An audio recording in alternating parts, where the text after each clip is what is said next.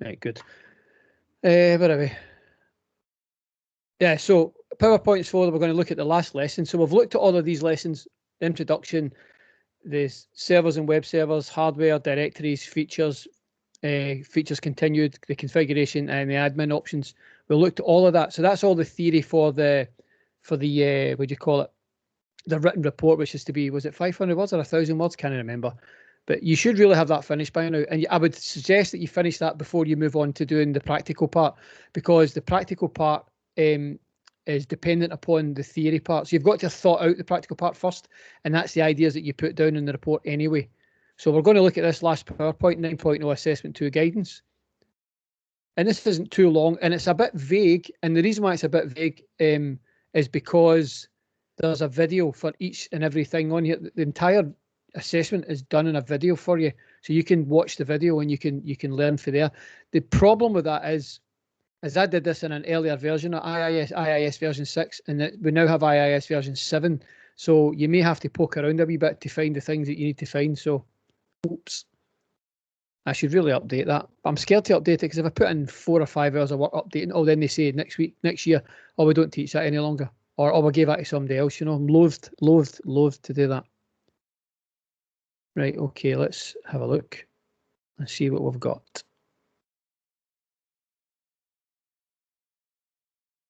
Oh, better, yeah. Everybody see that okay? Okay, web server, managing a web server, guidance for learning outcome 2. So setting up the web server, first thing. So the following provides guidance for setting up your web server for Assessment 2. Assessment 2 is a practical implementation of Assessment 1 IE report. So I've already mentioned that. That's why it's not essential that you have the report finished first, but it's recommended to have the report finished first, right? Why is this not working?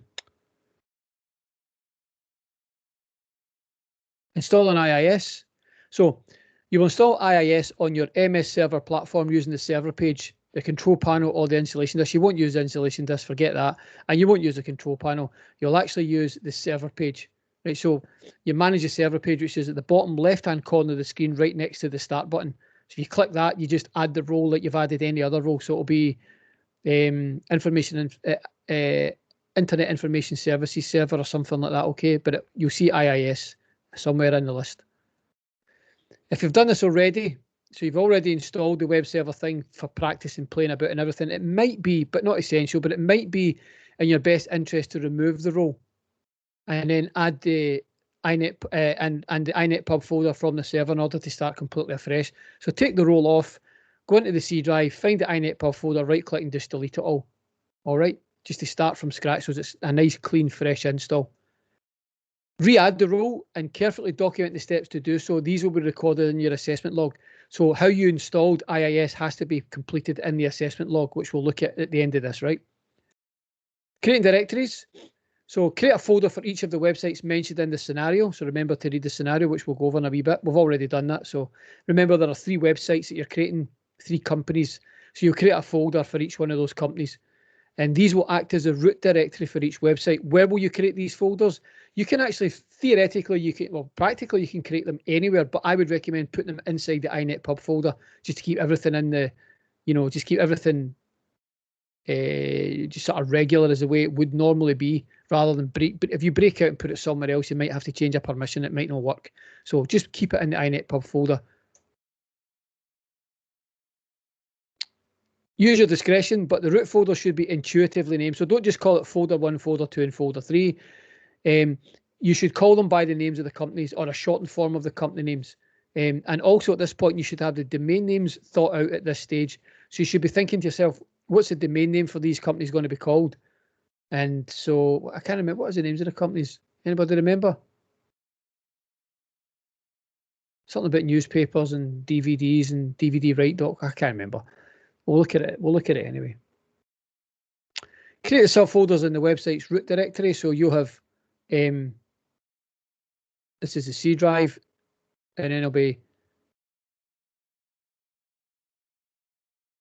INET pub folder. And then inside there, you'll have your 3 folders. That's site 1, site 2, and site 3. And then as I say, you'll intuitively name them according to the company names. So create the the next thing you do is create the subfolders in each of the website's root directory. What does that mean? So remember the wee exercise that we did? We looked at, so each one of these would have a subfolder. So I'll just do it on this one. So you might have a subfolder for animation, a subfolder for downloads, a subfolder for reports, a subfolder for Flash movies, a subfolder for whatever. So you create these subfolders inside each of the root directories. Now, if you want to make life easy, you could just use the same folders in each one. So create these folders in there, create the same folders in there, and the same folders in there. If you want to think about it a wee bit more and think about, well, what do these people, there will be some folders that will be the same, but maybe there'll be some slight differences that reflect the purpose of the company. So you can have a wee think about that if you want. Next, configure multi-homing. So you'll be given 3 public IP addresses for use in your multi-home server. They're not real IP addresses, I just made them up, but use the ones that I give you. Configure the server with these IP addresses and assign them at the appropriate time according to directions in the assessment. So what you'll do is you'll configure the multi-homing on the server. We showed you how to do that before, but there's a video on that, so we'll be able to look over that again. So you configure the multi-home server with the 3 IP addresses, and then you'll assign them to each individual website as well, right? Again, it's all in the videos. And there's the IP addresses here. So 81.05.50.250, 251 and 252. And the first one here will be assigned to the root of I'll be assigned to the network card of your web server. So that'll be the main one, then you have the other 2 added in. And you'll assign this to the first site and these 2 to the second and third sites respectively. Create the 3 websites and assign the following to each. So each website will have an IP address based on the table I just showed you. You'll also assign them all to port 80, all of them to port 80. The content page, which is the home page, and I'll provide the home pages for you. Those are in the shared area, but you can make up your own ones if you want. You don't have to use mine. Configure the connection timeout. I don't know if it tells you in the assessment what to set it to, or you just make up your own mind. Also the same for the bandwidth throttle. I don't know if it tells you in the assessment or if you make up your own mind, but you configure these 2 options on all 3 sites. Connection limitation, again, it's up to you to make a decision on that. And again, you do it to all 3 sites. Please note, to avoid any conflict, stop the default website. So you'll see the default website, don't delete it, just click the stop button on the bar at the top, okay? So here's again, this is server IIS 6.0 or server 2008. So the website, so here's the website here, you click it, description, default website. So what you would do is you would select one of your websites. You'll have a drop-down box there. You have a website in, you'll double-click the website. So let's say it's website 1, we'll call it. So we'll say website 1 in there. IP address, click the drop-down box, and if you've set up the multi-homing thing correctly, you'll have a choice of 3. Choose the correct IP address. Leave port 80 as port 80. Connection timeout, change it to something, 2 minutes before it drops the connection. Maybe change it to 60 seconds, who knows. Right, next thing is the performance. So these are the other 2 things that we mentioned. Limit the network bandwidth available to the website. So click the drop down, click this wee thing here, and then just change the value there to whatever you whatever you see fit. So if you've got a maximum of 1024, you'd maybe change that to 512, give them half of the bandwidth, depending on how busy you expect it to be. And then website connections, how many connections are you going to limit to your website simultaneously? And this is all at the same time, obviously, if it's simultaneous. And so how many connections can your website realistically handle? 1,000 at a time? I don't know about that. It's up to you. You can change it to 500, say. Right, so you change all that and then just click OK. And then the last thing is you click on the documents folder and you get this. And now this depends upon whether or not you create your own home pages or use the ones I'm giving you. So if let's say you choose the index one, which is here, click on it and then move it up, use the move up button to move it to the top. And if you want, you can highlight the rest and remove them. All right. And if there's one in there that you've made by yourself that's not there, click the add button and type the name of the file in. And this will go looking in the root folder for that file. That's your home page. Somebody messaged me there. No.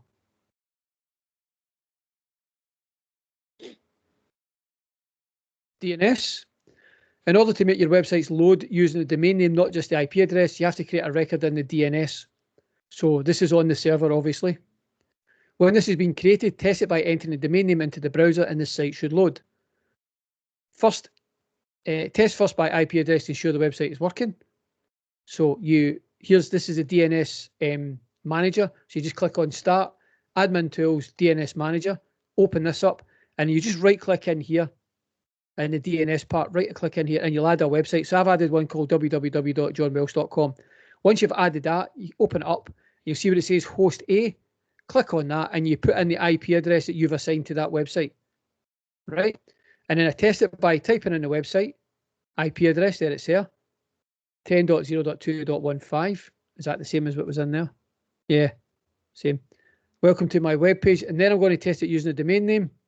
And there's a domain name, and it worked as well. So that's because when you type in the domain name, what happens is the domain name is sent to the DNS server. The DNS server looks it up, finds the IP address, and then redirects the request using the IP address to the web page. The result's the same, but DNS being configured allows you to use domain names rather than IP addresses. You know that. Backup. You're required to back up your server in the event of a disaster so you can recover your website files. So backup just for any reason, any normal reason. Server 2003, although Server 2008 and 2012 and 16 and 19 have a backup program, but it's not as good. They're scaled it back so you can only back up the entire hard drive, and that's not really what you want. What you want to do is back up just the iNet pub drive. So to that effect, you probably need to use a third-party utility, or if you were clever, you could write your own batch script. Yes, a batch script. You're required to back up the CINET pub folder only, not the entire hard drive, okay? So you just want to back this up. So anything that can automate copying that folder to another location will be sufficient. It also has to be backed up once and then once a week later. So there's no need to use incremental or differential options, or any of these daily backups or any fancy things. Just a normal backup will suffice, okay? So you're just doing a copy of the folder, basically. Should you choose an external drive, make sure you fake it using a virtual hard drive. I showed you how to do that in a previous class. So you just make a virtual hard drive and call it tape drive. Somebody actually asked me if you could do that. Yes, that's what you would do. Because if you try to save a backup to the C drive, it won't work because you're backing up to the same location. So if your drive fails, you lost your backup as well, haven't you? So, and then provide a schedule for it. All right. So make it a week every week. So there's the idea here. So if you're using Server 2003, which you're not, so I've opened up the C drive, as you can see here. Then I've just clicked on the iNet pub folder, which you can see here. And this is iNet, no, forget that, iNet pub folder. And then click browse here, and that will tell you where to save the backup to, right? And then I think you would do schedule jobs here and schedule it for a week and then start the backup. You just click the start backup button. First of all, schedule jobs. So it says it's a weekly at 18 minutes past 10. It's on every Monday. So it's every Monday once per week, see? And just click OK. And it comes up and assist normal backup type. Backup type, just add normal, remember, not differential or anything like that. Next thing, robot.txt file. We mentioned this in passing as well, but didn't really show you too much about it, but there's a video showing you, and I'll show you how to do that as well. We'll look at the video actually. So web robots are programs that traverse the web automatically. So when you do a search in Google, right? So if you do a search on Google and you type in a search string, like say you want to search for, what would you search for? A certain kind of golf ball or something, right? And what will happen is it will take the search string and it sends a wee program called a robot or a web crawl or whatever, and it sends it to all these websites, and it goes to the websites and looks through all the folders and all the files for that particular search string that you're looking for, right? Now, there may be some directories on your website that you don't want the general public accessing. So you want to prevent the robots from getting in there. So things like reports folder, maybe that's only for certain people who have subscribed to your website who can get access with a login, right? The downloads folder, again, maybe it's only people to fill out a certain thing, then they get access to the downloads folder. The images folder you wouldn't give people access to, and so on, right? So what you do with the robots.txt file, it should be robots, not robot, robots.txt file, is configure it in such a way to prevent access to all the other folders that you don't want access to. So when a compliant, keyword there, compliant web robot visits a site, so somebody could use a rogue one that doesn't agree with doesn't agree with the rules or the laws on it, whatever, that's up to them. But if you use a compliant web robot, which all of the major sites will be using, of course, it first checks, the first thing it does is look for a robot.txt file on the site. Okay, it looks for that. So see the slash means go to the root folder and look for robots.txt. And if it doesn't find it, it'll just do what it wants. If it does find it, it then controls its behavior based on the content of that folder. So if the URL exists, the robot parses, that's the word I was looking for, parses the contents for directives that instructs the robot not to visit certain parts of the site. As a web server administrator, you can create directives that make sense for your site. So we've already mentioned that, creating the directory, so you then can create the directives for those directories that make sense for your site. So what I would do is I'd allow them to search the home page, and probably not much more than that, to be honest. I'd block everything except the home page. And all the root folder with the web pages in it, but none of the subfolders, I'd block them all off. So the robots.txt file must be stored in the top level directory of the web. So it's stored in the same folder as the home file, default.htm or index.htm, whichever you decide to call it. Robots won't look inside individual directories to find the robots.txt file. So if you put a robots.txt file in a subdirectory, you're just wasting your time. Okay, so don't do that. Just do it once in the root directory. If the URL of your website is www.mywebsite, then the robots.txt URL is www.mywebsite.com/robots.txt. The same folder as the index.htm or whatever you call your home folder, right? And this is the content of it. So first thing you see there is user agent with a star, and that means everything. That means all robots must comply. Disallow, and then you just type in this. You just type in the folder. So disallow /scripts, or is that /scripts /downloads /reports/report.pdf. So that means it will go into the reports folder, but it won't look at the report.pdf file. But if there are any other reports in there, it'll look at those. So if you want to block the entire reports folder, you wouldn't put that part in. If you only want to block individual files, then you put in the URL to each and every one of those individual files. But you don't have to be that granular with it. Just block the folders. Okay. I'm going to come back to that baby video. Next thing, configuring your server to create log files makes sense. This will allow the administrator to view a whole host of data. So, for example, who accessed the system by IP and domain name. So you can check that. The reason why you want to do that is because there may be somebody trying to access your system to hack it, and they're going to leave a footprint there leaving their IP and their domain name, so you're able to track them. It also allows you to maybe track them for other reasons, you know, for like to see who's accessed it for trends. You know, you can maybe like target information more specifically to these people. So you can use it for a whole host of reasons. Date and time of access. So when they access, so that allow you maybe again, you can determine trends to see when your website's being accessed and when it's not. What protocol was in use? So it's always going to be HTTP. The files that they access while they're in there, so the home file will always be accessed. And if they're trying to access files they shouldn't access, it will show up there. So that'll allow you to, again, tighten up your security or have a word in somebody's ear. The port number, always port 80, of course, unless you try a different port number to hack it. Browser type in use, so it'll come up and tell you the browser that they're using. These are not difficult to set up, and it's done in the website properties as usual, as you'll see here. So here's the website properties, website. There's the log file type there. Now, it says Microsoft IIS log file format. Leave it at that. If it's not that, change it to that, because that makes it better looking, right? So click the properties button, and then you can determine how often your website takes logs. So do you want it to take logs hourly, daily, weekly, monthly, or whatever, right? So at the moment, just for the sake of the assessment, I would do hourly, so you get more content, right? And then this is where the log files are saved. So C Windows /system32 /log files. You can change it if you want, but don't. But then just click the browse file, and then it'll open up a folder, and you'll see the log file there. Just double click the log file, and it'll show you all that information that we mentioned earlier. So you can see there the IP address, right, which is 127.0.0.1. The IP address doing the accessing 127.0.0.1. So what does that tell you? The same IP address is accessing the website. So he accessed himself, in other words. Port 80 was used. The files that were accessed was the index.htm file. The command used was the get command, which was downloading stuff. That's the standard HTTP request is a get request. You can see the date and time in here as well. Anything else? Well, it tells you up there the parts.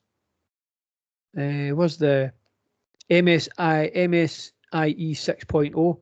So that's Microsoft Internet Explorer version 6 was used to access that. Is there anything else I've missed? Nah, nothing really.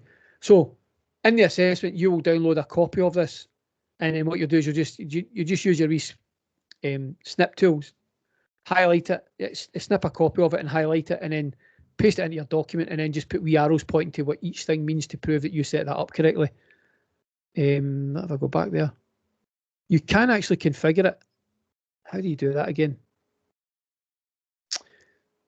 You can configure it so that you can make sure that the things that you need are in there and leave out the things you don't want. So the IP address, the date and time, that kind of thing. I don't remember how to do it. Maybe it'll come back to me. Putting it all together. So a video demonstration of the whole purpose can be seen here. I'll never mind that link. I'll just show you where the video is, right? Does anybody have any questions so far before I show you the video?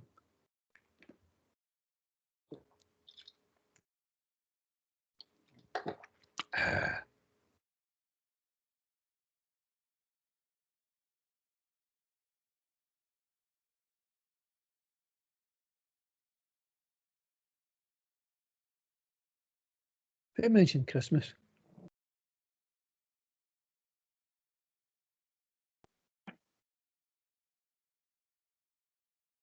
What have I missed? Brooke said you were off her Christmas card list for some reason. You have to ask Brooke. Oh, the email. Don't bring it up. I'm so traumatized. Don't you worry. I mentioned everybody's name in there. I just cut it short. I was making a list of all the different things that people were good at, and I said you can send it to them all and let them decide. So I didn't exclude anyone.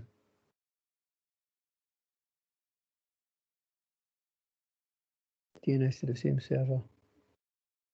Yes, yes. Oh yeah, good question. When you're doing this, I would have a brand new copy of the server 2008 or whichever version you're deciding to use. Don't use your project server, okay? You can make a copy of the project server and then you take everything off it, or you can download. Let me just get my mouse working. You can download a copy from the shared area.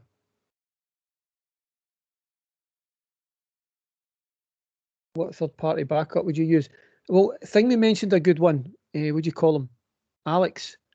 I read it said he's got it. Ease Us to do backup was a good one. Yes, I've used it on my laptop and it works great. So, and it allows you to configure it in such a way that you can choose, you know, individual folders and things like that. So definitely, that's copy the link right now, or at least remember where you can find it.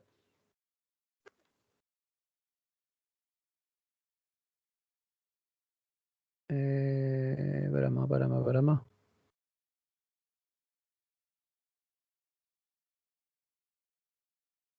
Right, don't need this.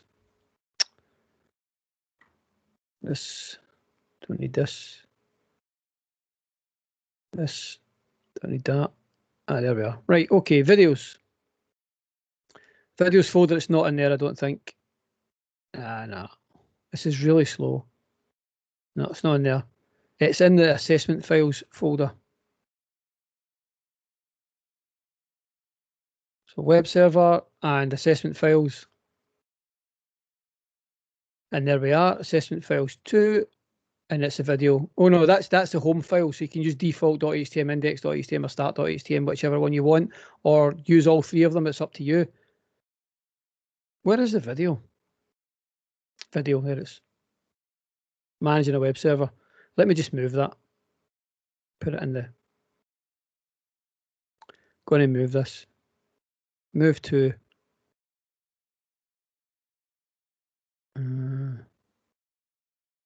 HND, web server, assessment files, and move here.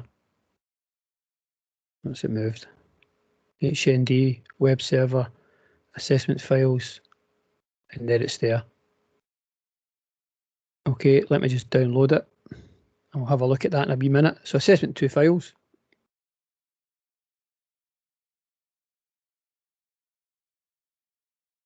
That would have worked in the browser, that one actually, because it's an MP4. Learner outcome 2, there we are.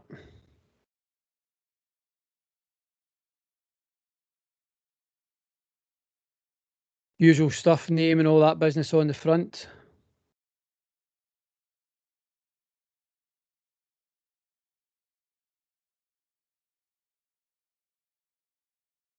Right. Okay, so here's the instructions.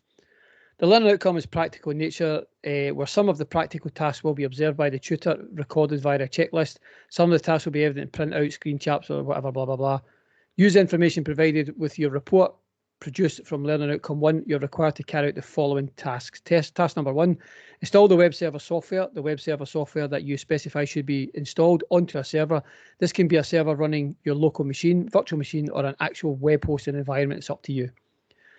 I would recommend using a virtual server machine, an independent virtual server machine. Set up the appropriate file structures as specified within the report for outcome 1E, i.e. the directory structures. So your 3 home folders plus all the subfolders. Question 3, configure the web server for initial use. Configure the web server for initial use. So you provide a web address, the port number, port 80 obviously, the root directory, which is one of the folders you created, the script directory, so yeah, create a folder called script within that root directory. Error reporting, that's the log file, and then the server root directory, etc. Okay. Yeah, root directory. I already said that. Oh, that's inetpub server root directory is the inetpub folder. That's server root directory, and the root directory is the website root directory. Yeah. Configure the multiple web server user domains. So you create your 3 websites, like I showed you before. So you just do it 3 times, obviously. Next thing, back up the web server on at least 2 occasions. The initial backup should be performed once the initial sites have been configured and set up. The second backup should be after a period of at least 1 week later. So you just configure the schedule on your backup software to do that. Manage the web server by monitoring the file sizes, web bots, log file analysis, etc. So that's the log files and also the robots.txt file for configure. So that's just an overview of what you have to do. And then you go through each one individually. Task 1, installing. So you write down there what you did to install it. Okay. Task number 2, directories. Set up the directory structures as specified within the report. Place them in the C inetpub directory for convenience sake. Take a screen print of the C directory folder showing the main directory for each hosted website and also a screen print showing the subdirectory created within each of these directories. You should have 4 screen prints for this. So it'll be task 2.0. So yeah, you can just paste them straight into this page here, just below that. Label the sheet task 2 directories. In the interest of saving paper and toner, please include each of these. Oh, whatever, you can ignore that because you're not printing it out. Task 3, IP settings. Configure your server as a multi-home server by assigning multiple IP addresses to the Ethernet interface. The public type IP addresses will be used in order to make the scenario as real world as possible. Therefore, you may consider removing your Ethernet cable from the back of your college PC. That's if you were doing it in a college. Obviously, you're not. So I get, well, actually, it should be okay. You don't need to take your network out. You'll be fine. So set the IP address of your server as follows. So the server should be 80, 101.50.250. Subnet mask 255.255.255.248. Default gateway is blank, and the DNS server will be 127.0.0.1. In other words, it's saying, look at myself. Okay, look at myself. And then the others, so you also plug in the other 2 IP addresses, so 251 and 252 will also be assigned. Do you remember how you did that? You just press the advanced button and you can assign them. And again, provide a suitable screen print showing your configuration labeled as task 3 IP settings. Again, you could just include it in this page here. Okay, task creation, task 4, creation and configuration. So you're about to create your 3 new websites. However, before proceeding, do the following. Fill in the table with a .com domain name for each of your sites. Use your imagination and discretion. Remember to name them in accordance with the company names and business models in your report. So don't just name it Shuggy.com, Eddie.com, and FannyCraddock.com. Make sure you give them names that are associated with the company names, right, to make it more realistic. So you just type that in there. The following files will be provided by your lecture: index, default, and start. Copy them to the root folder on each of the sites table as provided. So site 1 should have index, site 2 should have default, and site 3 should have start.htm. I said you could use any one you wanted, but it's actually asking you to use specific ones here. Oh well. But you can still create them individually yourself. You know, you don't have to use mine. You can, as long as you call them those names. And actually, there's going to be a problem because you'd have to then copy over my files to your virtual PC. So how do you get them from there? You need to set up a share, and it's a bit of a hassle. So what I would do is, let's go back to the. Is it in there? Yeah. Open this up. Oh no, it's loading it as a web page, for Pete's sakes. Download it. Download. Save. Show in folder. Right click. Open with Notepad. Right, so all I would do is, if it was me, I would just copy this text here and just open up a new Notepad document in my server, create a new file called default.htm, and then type that stuff in manually. Or if you can copy and paste it somehow, it's up to you. You can either make up your own ones using that content there, or you can drag and drop them if you can get them to get into the server. You used to could drag and drop, and I'm sure you can configure it to drag and drop, but I've never been able to get it to work on Oracle Box. So how would you do that? On my server running? Oh, it is, it's running, brilliant. So here's the server here.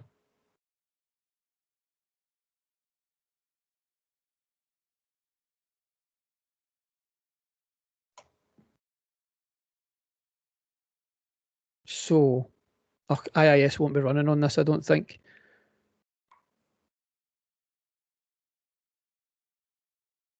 C drive. The folder's empty? I don't think so.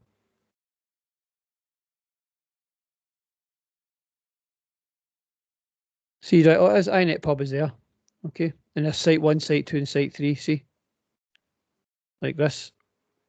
And so site 1, there's the IIS start.htm. Now, so I want to change that. So here's what I would do. If I was, what I would do is I'd probably network them together or work out how to drag and drop them in. But if I couldn't do that, I would go to the www root folder. I would right click this and copy it. No, I wouldn't. I'd right click it and open it. Open with Notepad. And I would just leave that because that's confusing. It's got complicated stuff in it. Bugger that. That's no use. That's not going to work. Yeah, so site 1.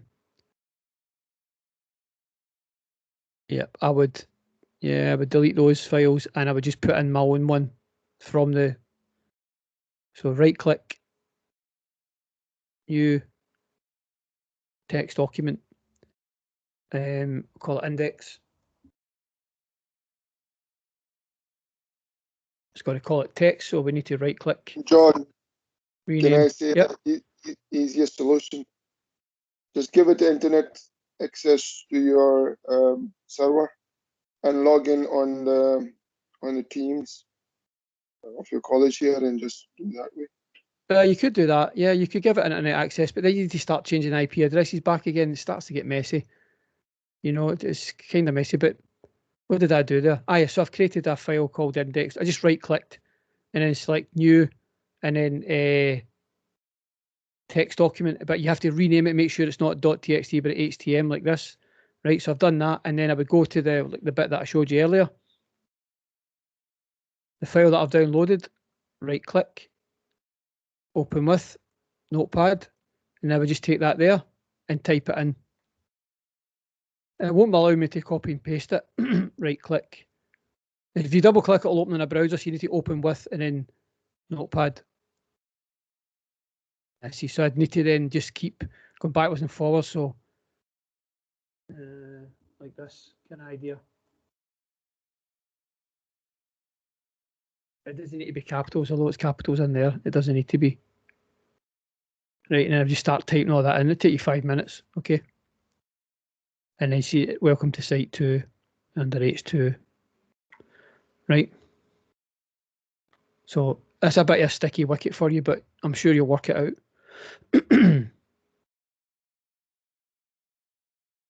Back to the assessment. So create your 3 new websites in IIS. Again, ensure they are intuitively named. Remember to stop the default website in case of conflicts. For each of the following sites, complete the following task. Assign each site an IP address for the range previously configured. So you'd use the drop-down box like I mentioned. Ensure port 80 is configured for all sites. Configured for all sites. Ensure the default content page for each site as per table below. Configure the default content page for each site. Oh yeah, just mentioned that. Configure each site with a 60-second connection timeout.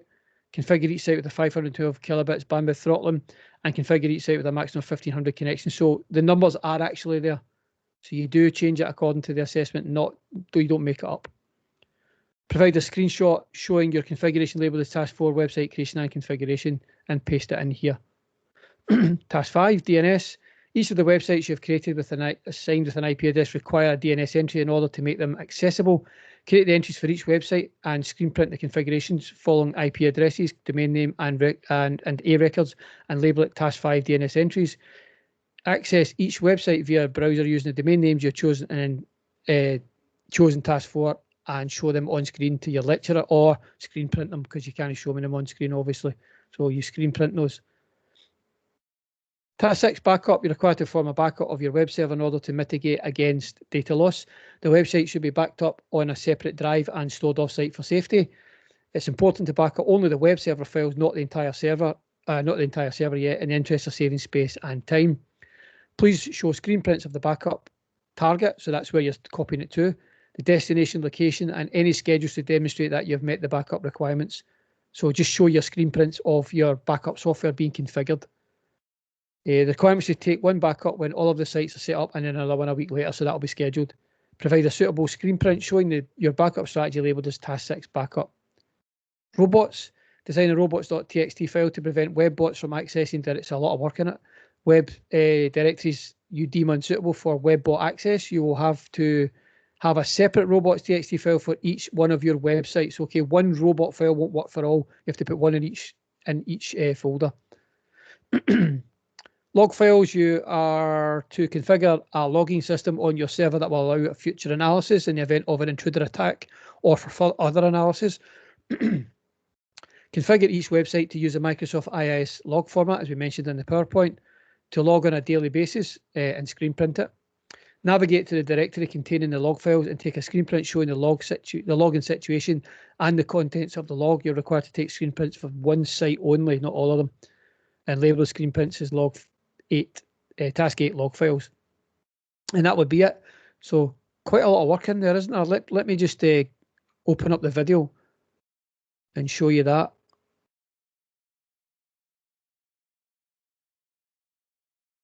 Let's give me bits of music in it, and it's quite cool.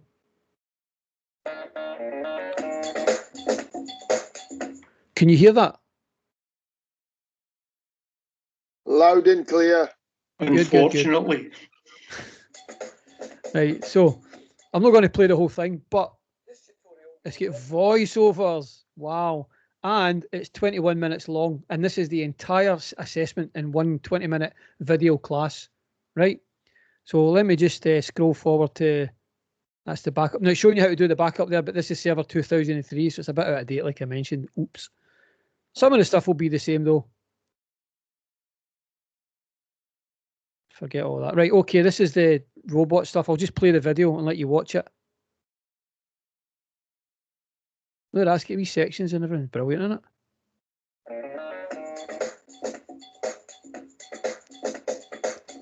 In this part of the tutorial, we're going to explain to you what robots.txt file does, as you can see up here.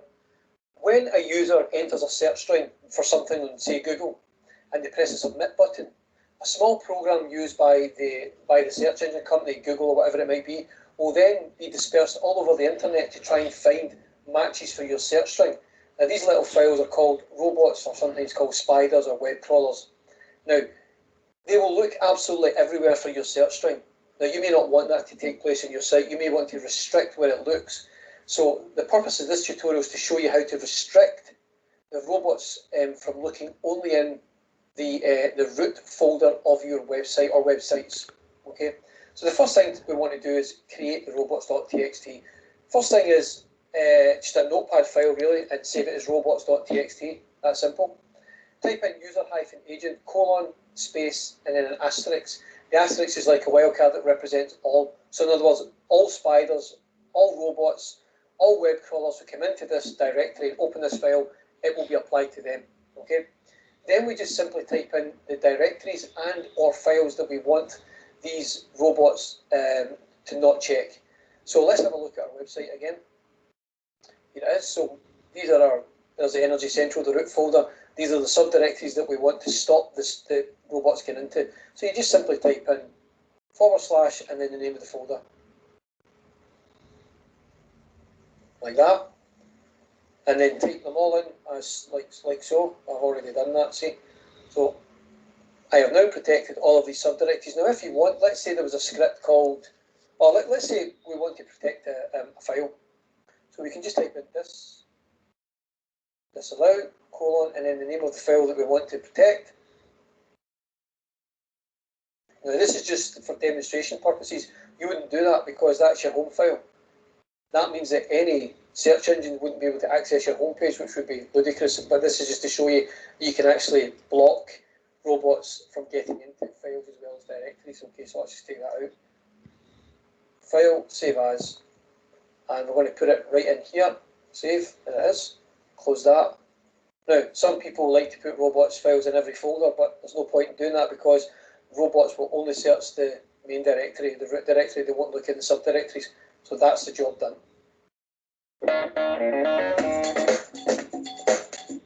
Straightforward, isn't it? How to do the robots.txt file? Dead easy. Have a wee look in here again. Let's see if there's anything else we can have a quick look at. Does anybody get any questions?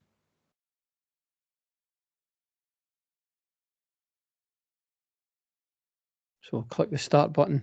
Once you've installed IIS, click the start button, admin tools, and then IIS or Windows Internet Information Services, whatever it gets there. Windows Internet Information Services. So you can see it's quite different. The later versions is actually quite different. Drop down box, sites, site 1, 2, 3. So you just right click on here and add a new site. So that's pretty straightforward. The default document, double click, and there's the default document thing in there. We can change that. How do we change it? Register view, content view. Register view, content, features view, sorry. Content view. Let's go for features view. So how do we move these up and down? There we are. Move down, move up. You can remove them. Can you add a new one? Right click, add. There we are. mypage.htm. It always has to have HTML or HTML as the or .asp, but don't use that. Just HTML or HTML as the extension name. Okay, that's it there, and then we can move it down, move it up. Yeah, so that's pretty straightforward.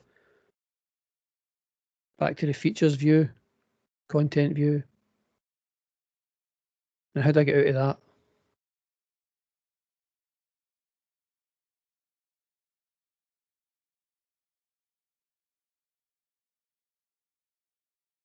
Site 1, right, okay. So what was the other thing we wanted to change? We wanted to change the login, so there's a login thing there. Double click, format,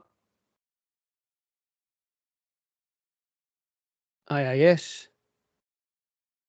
Do you delete the default or just move your new ones to the top? Move your new one to the top and you can delete the rest if you want. You don't have to delete them. They're only references. They're not actually pages. They're just references to pages it might find. So what it's doing is it's trying to predetermine what you might use. So those are like well-known homepage names, right? Logging, we said we were going to do it daily, didn't we? Yeah, change it to hourly just to start with, so as you get enough content for your assessment. Maximum size, you don't need to bother with that. Don't need to bother with that. There's where the log file lives. See here. So let's click browse. There's all the log files it's created there. Open it up. Oh, cancel. Can't you open it up? Why does it not let me open it up? Oh well, cancel. Oh, there's a button there. Look for select fields. Yeah. IIS. That's not letting me select fields. What else is there? W3C select fields. WC3 there. So you can select the fields there. See that? So you can date, time, IP address, username, service name we don't need, server name we don't need, server IP address, yes, server port, yes, method. I wouldn't bother with that, I don't think. Don't need that. URI query, take that out. Protocol status, leave that. Protocol substatus, what does even that mean? Don't know what any of that means. Time taken, use it. So yeah, you can take, I think, I don't know, you have a look at that and you can decide yourself. And that would be that setup. Back to site 1. Yes. Okay.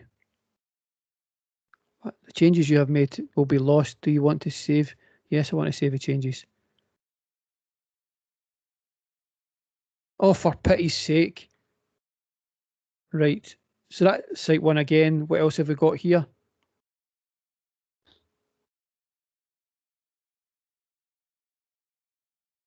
Directory browsing. What's this? Bother with that. That's bad. Bad thing. HTTP response. Bad thing. Try to figure out where you change the amount of connections and that sort of thing. Would it be here? Browse website, advanced setup.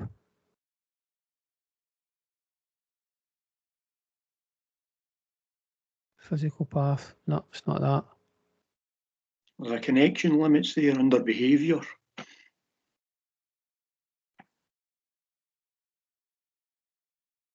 Where? On that last page you were on. Oh yeah. Open that up. Oh, that's it. Well done. Well spotted. Connection timeout. So you change that. Maximum bandwidth. Change that. Maximum content concurrent connections and change that. Look at the amount. It's allowing like billions. Remember, you have to change that to 1500. I think it was, wasn't it? Yeah. Well spotted. So set site 1, and then you would click on advanced settings, and then that gives you it there. Good.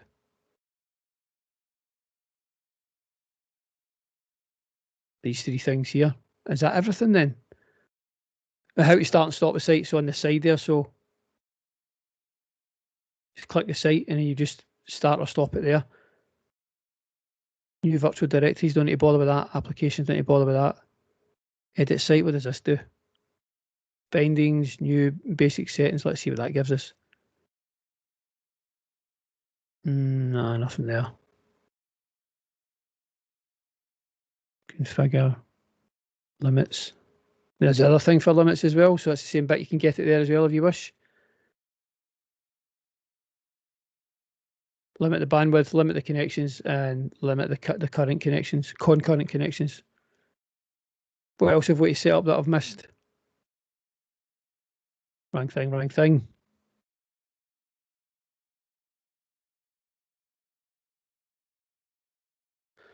Stalling, that's okay. Directories, that's straightforward. Oh yeah, the IP addresses assignment. Oh, that's just the same, isn't it? Because here's the site here. Right click the site.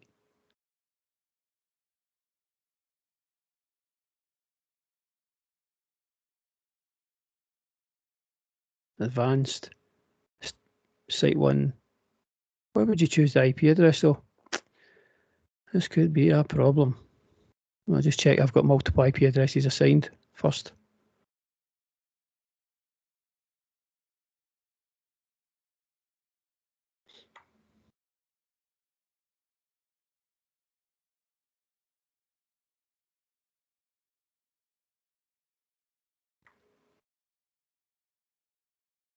IPv4 properties and then advanced. I don't, that's why. Okay, so I'll add one in there. 80.150.25.1 subnet mask. Just leave it at that. Click add. And Okay. Okay. Close that. Close that. We'll go back here and we'll create a new site. So right click.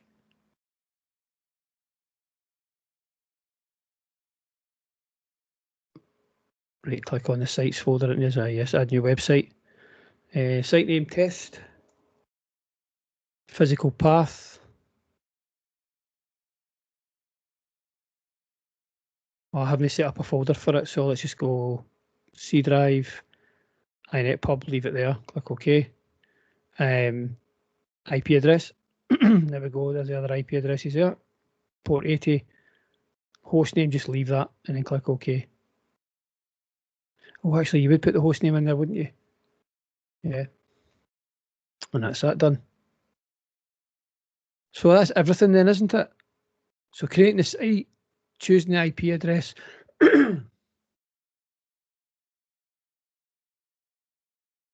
IP address, giving the thing a name, yep, done that.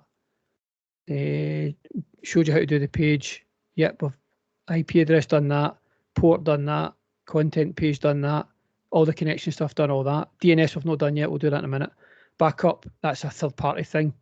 Robots we've done that, log files we've done that. So we know how to get everything. So the only thing I need to show you now is the DNS, which is separate from the website anyway. So get rid of this. Get rid of this. Click start. Go to admin tools, DNS manager. There it is. DNS, and they're all there. See forward lookup zones. So we just right click in there, select new zone, next, primary zone, next. Yep, okay, next. Zone name test.com. Click next. What does this say? Allow only secure dynamic updates. Do not allow dynamic updates, just do that. No, we don't want to do that. I just allow only dynamic updates, that'll do. Finish, open it up, and you find the A record there, or do you do new host or A record? There it is. Name, test, IP address 80.150. What did I make that up as? I can't remember now. I don't remember what I just did there. So that last IP address that I just put in there, whatever it was, right? And that's it done. So that's how you would do that as well. It was 25.1. 25.1.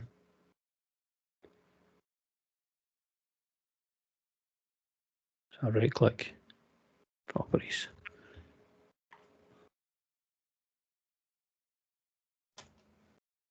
.1. There you are, that's it done. And so if I was to open up a browser and type test.com, it should load that page. It won't because I've not configured it properly. So I won't test it.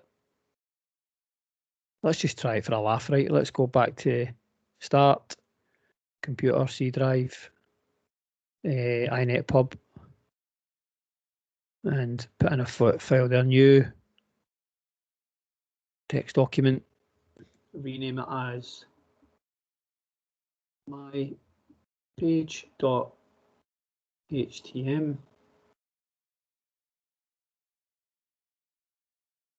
Do I want to change it? Yes. Open it up, right click.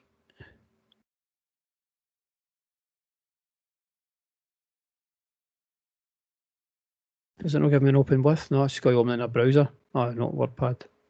Notepad. And then just type in hello. You need to put more than that in, obviously, but that would probably still work. Save my page.htm. Then we'll go, this is never going to work. I don't know why I'm doing this. Start, admin tools, IIS, go to sites, test site, default document, my page.htm, send it, move it up. And as Jamie says, do I delete these or whatever? Yes, why not? Keep it all nice and tidy.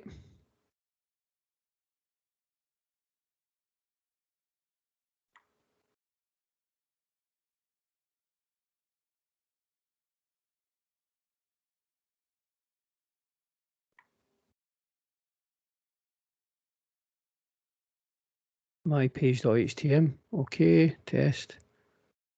Let's just try it for a laugh. mypage.h. Page.h. No. Test. No, it won't work.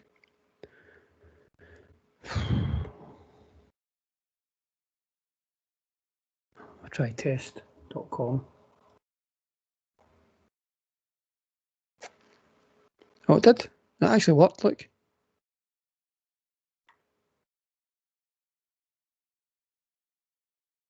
It worked. Obviously, it's never loaded anything because I never properly created the page, but it did work. So the DNS did work. Wow, I think. Oh, there you go. Any questions?